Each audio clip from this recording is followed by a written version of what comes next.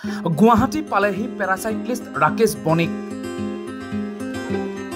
এখন ভৰি নোহোৱা স্বত্তেও প্ৰায় 10,000 কিলোমিটাৰ পথ চাইকেল চলাই গুৱাহাটী পালেহি পেৰাচাইক্লিষ্টগৰাকী।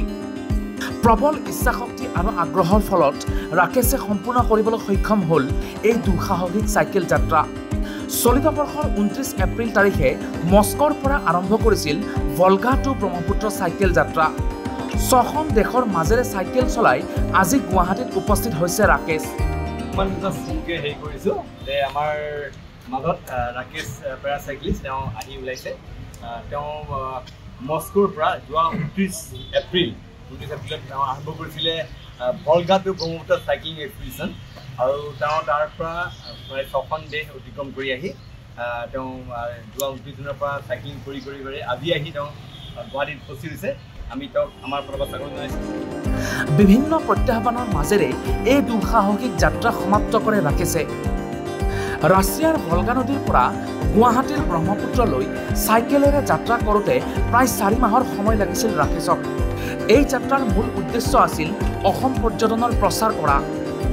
Russia, Kazakhstan, Uzbekistan, Afghanistan, Nepal আৰু ভাৰতৰ বিভিন্ন প্ৰতিকূল বতৰৰ মাজেৰে চাইকেল চলাইছিল ৰাকেশে। মই এইটো পাইছোঁ যে মই মোৰ কৰ্মখিনি কৰি আহিছোঁ, যিটো অসম টুৰিজিয়ামক প্ৰচাৰ কৰা আছিল। আৰু আগন্তুক দিনত মই খুবেই আশাবাদী যে মোৰ এই প্ৰচাৰত অসম টুৰিজিয়ামত বহুতখিনি টুৰিষ্ট আহিব অসমলৈ। ৰাছিয়া আৰু কাজাকিস্তানত অত্যন্ত ঠাণ্ডাৰ মাজেৰে চাইকেল চলাই উজবেকিস্তানত প্ৰচণ্ড গৰম পাইছিল ৰাকেশে।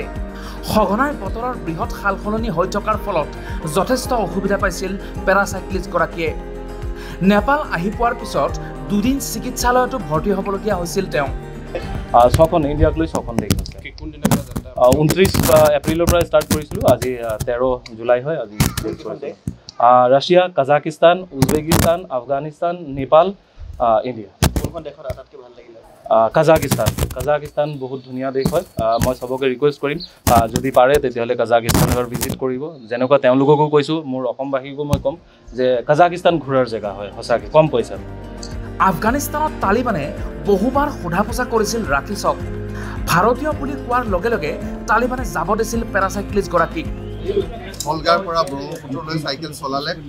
আমি 3 মাহৰ আগতে ৰাকেশক ইয়াৰ পৰাই আমি ফ্লেগ অফ কৰিছিলোঁ আৰু তেতিয়া সকলোৱে ভাবিছিল যে কেনেকৈ 3 মাহ চাইকেল চলাই থাকিব, আৰু কাৰণ তেওঁ এজন পেৰাচাইক্লিষ্ট। কিন্তু সেই অসম্ভৱক সম্ভৱ কৰি ৰাকেশে দেখুৱালে।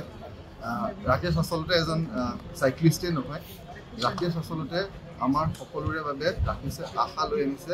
ৰাকেশে সকলোৰে কাৰণে মানুহে ইচ্ছা কৰিলে কি কৰিব পাৰি আৰু একোৱেই যে মানুহৰ কাৰণে অসম্ভৱ নহয় সেয়া পুনৰবাৰ প্ৰতীয়মান।